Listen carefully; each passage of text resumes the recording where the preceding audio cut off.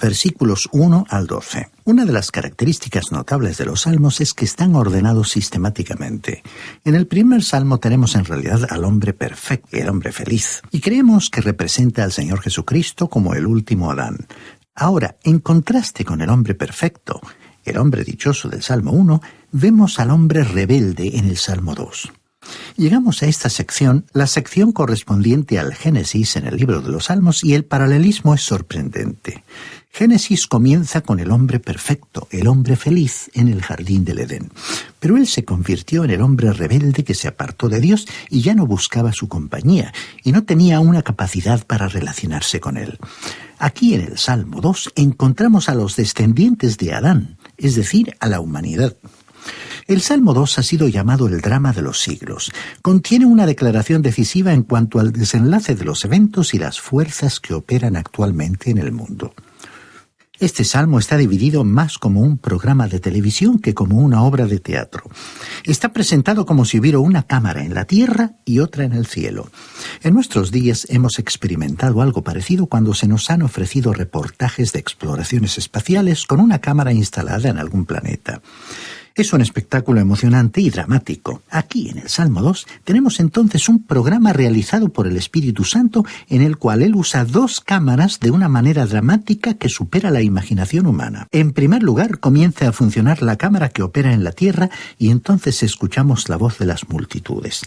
Tenemos a este hombre insignificante desempeñando su pequeña parte, desempeñando su papel. Como dijo Shakespeare, un actor deficiente que se pavonea y apura su actuación en el escenario de la vida. Hasta aquí la cita. Una vez que el hombre realiza su pequeña representación, la cámara de televisión en la Tierra se desconecta y se pone en funcionamiento la cámara que está en el cielo y escuchamos hablar a Dios el Padre. Después de su intervención, la cámara se dirige hacia su lado derecho y Dios el Hijo tiene algo que decir. Luego, la cámara del cielo se apaga y la cámara de la Tierra comienza a funcionar nuevamente y Dios el Espíritu Santo tiene la última palabra. En primer lugar, tenemos entonces la cámara enfocada en la humanidad.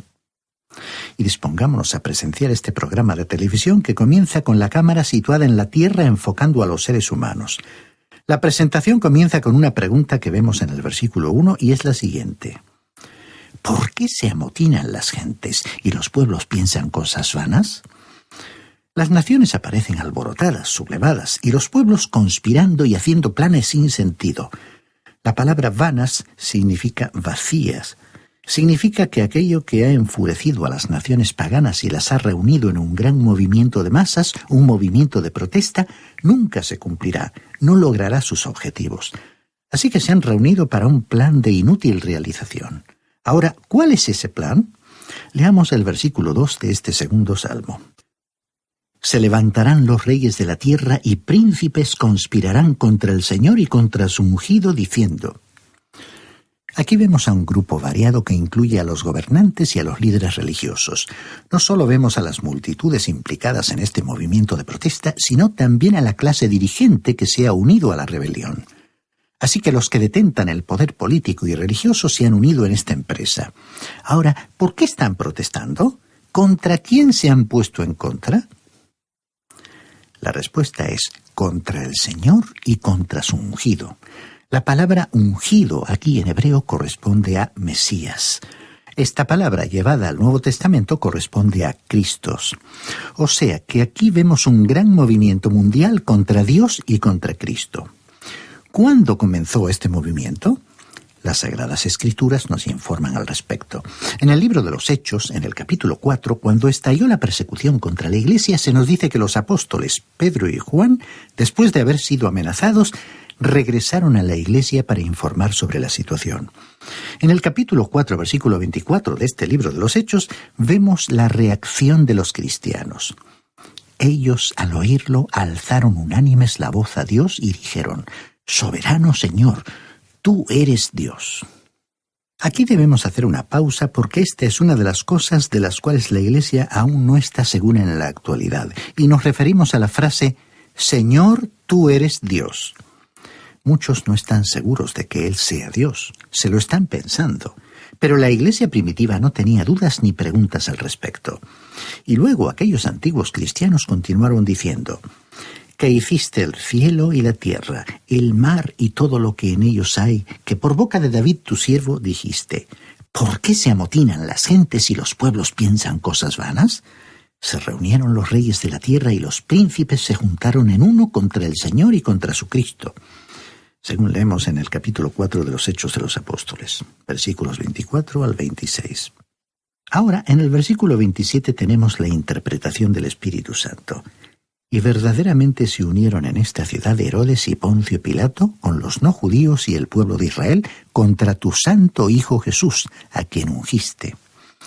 Aquí el Espíritu Santo nos dice que este movimiento estaba comenzando allá cuando Pilato se unió con los dirigentes religiosos y Herodes para dar muerte a Jesús.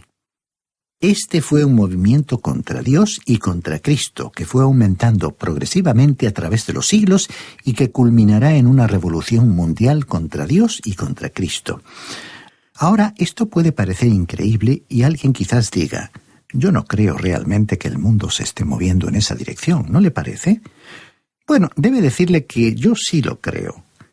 ¿Podemos decir que el mundo está mejorando? Creo que así es. ¿Y no es cierto que se puede afirmar que está empeorando? Sí, es evidente que sí. Entonces dirán algunos: ¿en qué quedamos? ¿Es que estamos tratando de quedar bien con dos opciones opuestas? Pues no. El caso es que ambas son ciertas. Es lo mismo que el Señor Jesús dijo en la parábola de la cizaña, relatada en Mateo capítulo 13.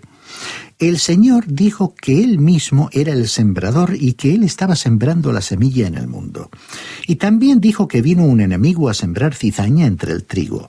Los siervos quisieron ir a arrancar la cizaña. También en nuestra época algunos han considerado que debían dedicarse a la tarea de arrancar la cizaña. Un conocido maestro bíblico nos contó que cuando comenzó su ministerio cristiano pensó que esa debía ser su tarea primordial y comenzó a hacerlo con verdadera dedicación. Pero pronto descubrió que no había sido llamado al ministerio cristiano para enderezar o corregir a nadie, ni a resolver ninguna situación ambigua. Dijo tener suficiente trabajo con corregirse a sí mismo, como para preocuparse de los demás. Es que el Señor mismo se encargará de clarificar la situación. En la parábola dijo que el trigo, es decir, la buena semilla, que representaba a los hijos del reino, estaba creciendo, y que la cizaña, es decir, la mala semilla que representaba a los hijos del malo, también estaba creciendo. Así que ambas semillas estaban creciendo juntas, pero el Señor se ocupará de ello y a su tiempo procederá a separarlas.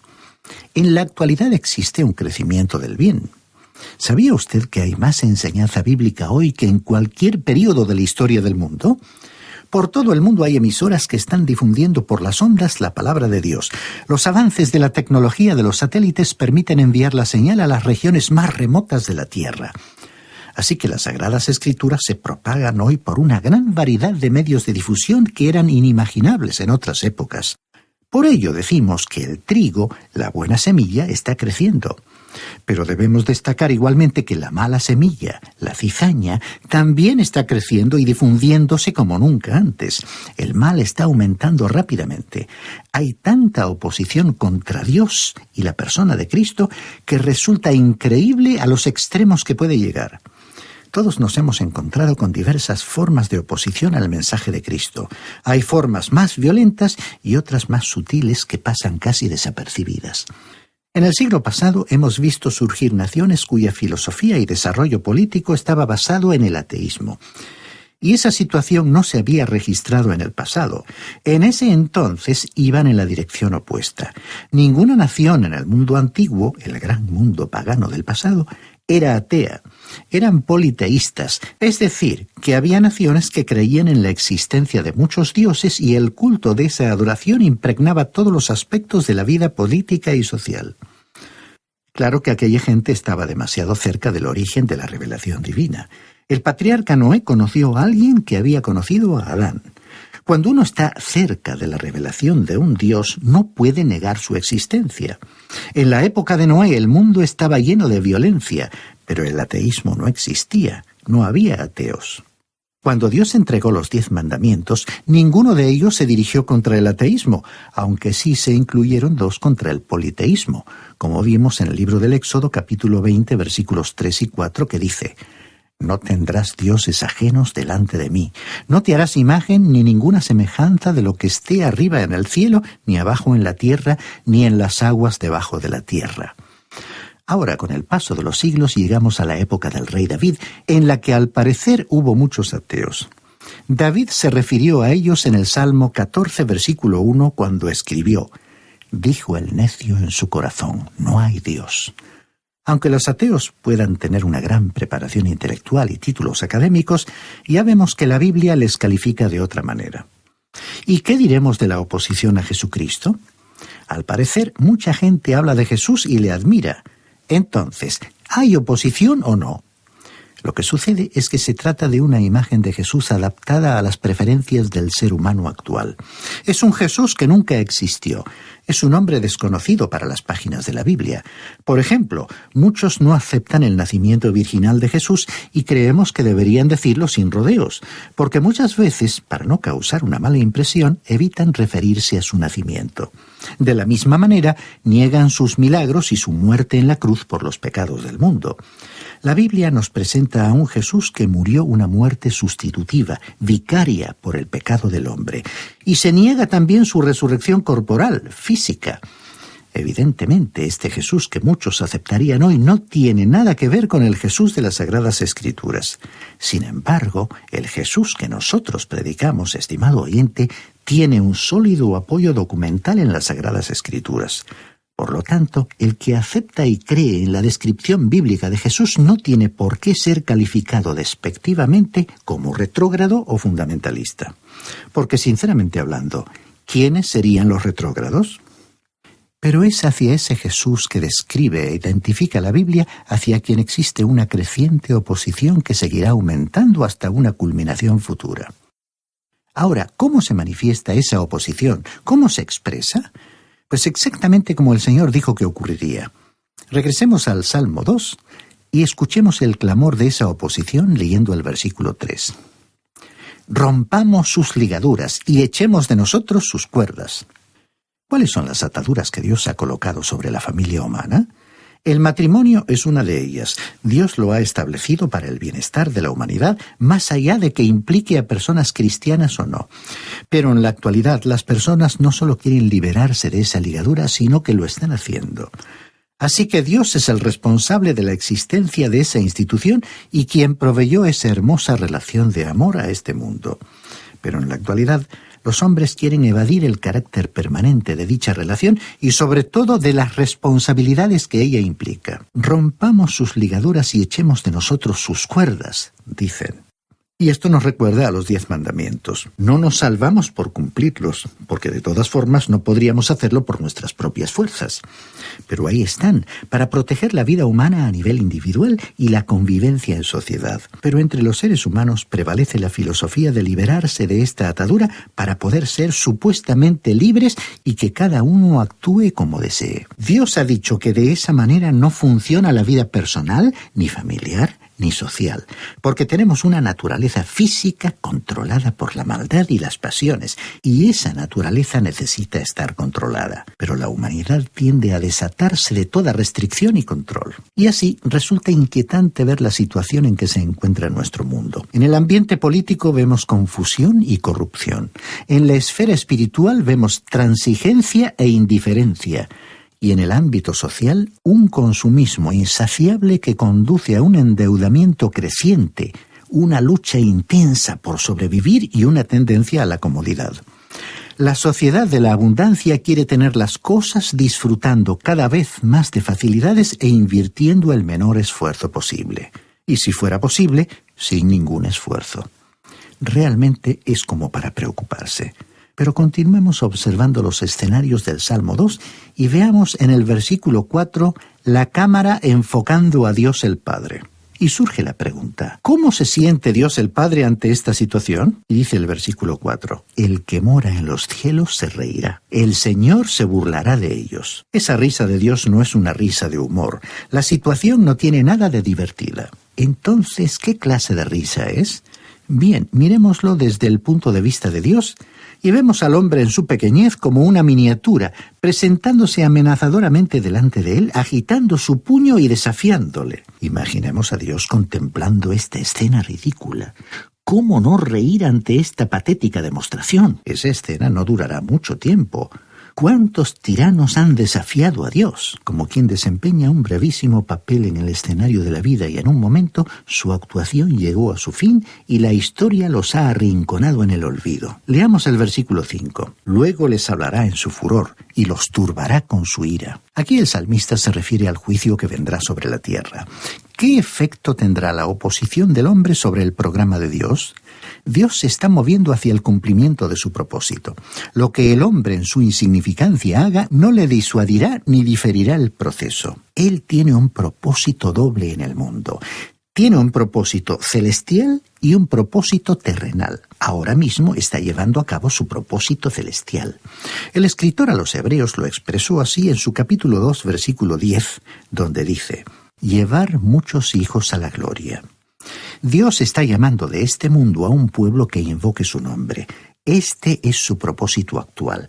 Sin embargo, tiene el segundo propósito que está definido en el versículo 6 que dice: yo he puesto mi rey sobre Sión, mi santo monte.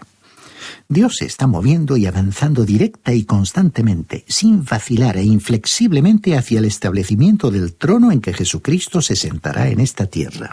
Él no está demorando su venida y vendrá según el calendario que Él ha previsto y no según las previsiones humanas, porque desconocemos el tiempo de su venida.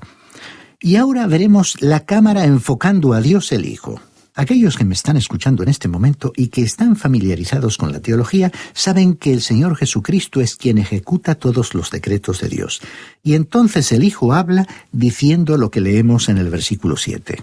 Yo publicaré el decreto. El Señor me ha dicho: mi hijo eres tú, yo te engendré hoy. Este versículo no se refiere al nacimiento del Señor Jesucristo, y podemos ver fácilmente cómo lo interpreta el Espíritu de Dios en el Nuevo Testamento. Fue citado por el apóstol Pablo cuando predicó en Antioquía de Pisidia. Este fue uno de sus sermones más importantes. Estaba hablando de la resurrección de Cristo, y dijo en el libro de los Hechos, capítulo 13, versículo 33. La cual Dios nos ha cumplido a nosotros, sus hijos, resucitando a Jesús. Como está escrito también en el Salmo 2, mi hijo eres tú, y yo te he engendrado hoy. La cita al Salmo 2 no se refería al nacimiento de Jesús. Él nunca fue engendrado en el sentido de tener un principio. Esta fue más bien una referencia a su resurrección. Cristo fue engendrado al salir de la tumba, porque Él es el Hijo eterno de Dios y Dios es el Padre eterno. Uno no puede tener un Padre eterno sin tener un Hijo eterno. Y ellos estuvieron en esa relación por toda la eternidad. Es su posición en la Trinidad. No tiene nada que ver con alguien naciendo, sino con alguien siendo engendrado de entre los muertos, o sea, con la resurrección. Y volviendo ahora al Salmo 2, leamos en el versículo 8 que el Padre continuó hablando. Pídeme y te daré por herencia las naciones y como posesión tuya los confines de la tierra. El cetro de este universo será sostenido por un hombre con manos que tienen la señal de los clavos. Él es el que aún ha de reinar. Esto no se refiere al programa misionero. ¿Cómo tomará él posesión de las naciones del mundo? ¿Predicando el Evangelio? No.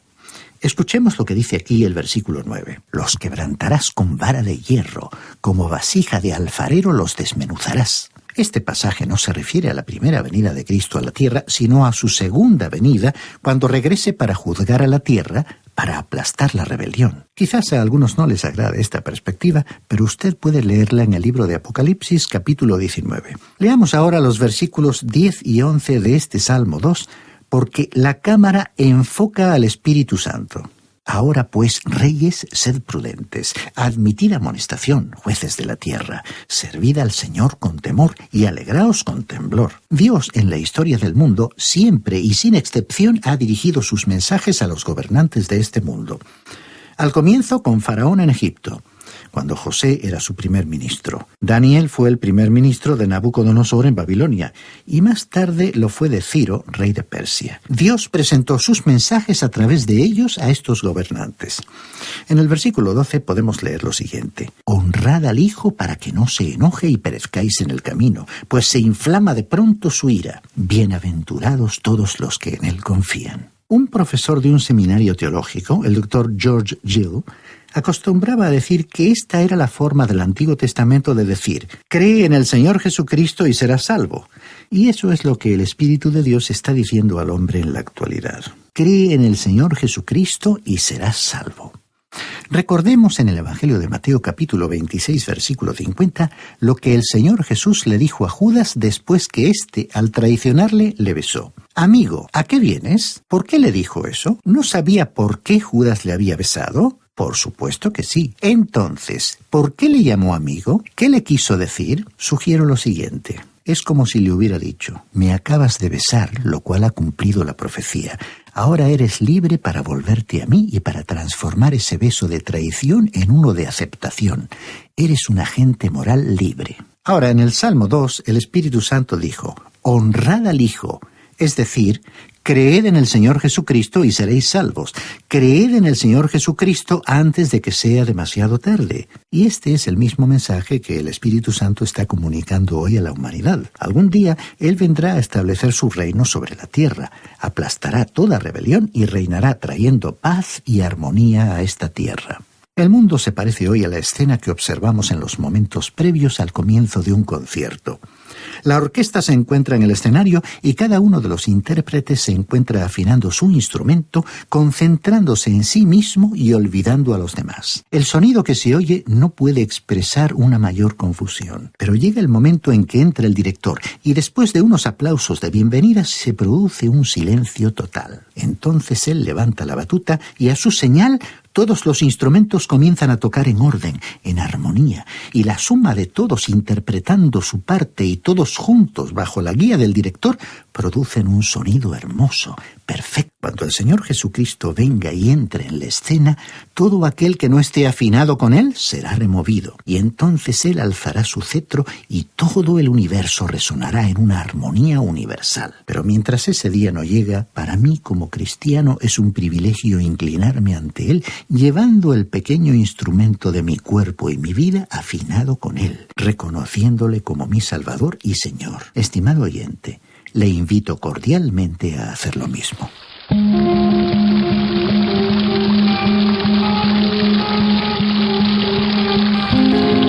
Amigos, estamos